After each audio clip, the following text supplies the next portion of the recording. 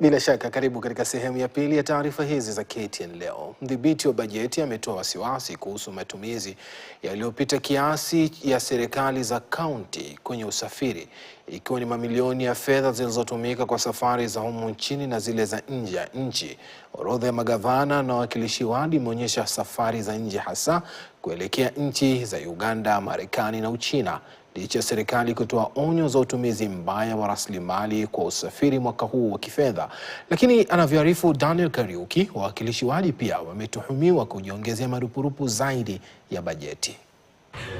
Katika robo ya kwanza ya mwaka wa kifedha mwaka 2025-26, mdhibiti wa bajeti Margaret Nyakango amefichua kuwa serikali za kaunti zimetumia mamilioni ya pesa kwa safari za nje na ndani mwa nchi.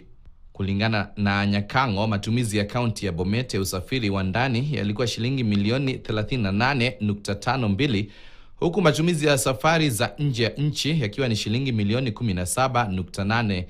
Fedha hizo zilitumika kwa safari ya kuzuru nchi ya Angola. Katika kaunti ya Bungoma, matumizi ya safari za ndani yalipita shilingi milioni 20, huku matumizi ya safari ya nje yakiwa 388,000 kuelekea nchi ya Uganda.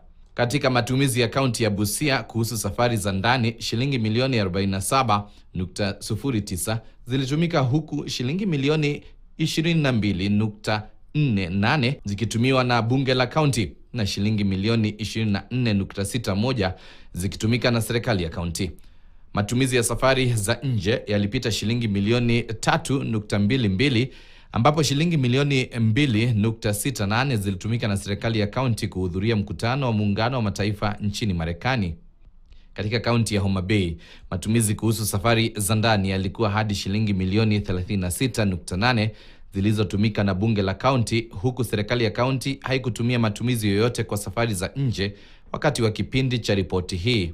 Mdhibiti wa bajeti akielezea kwamba mabunge ya kaunti yalitumia shilingi milioni 289.61 kwa wajumbe kwa marupurupu, asilimia 14 ikilinganishwa na kipindi kama hiki mwaka jana, ambapo kiwango kilikuwa cha asilimia 15, ambapo shilingi milioni 290.23 zilitumika kwa marupurupu.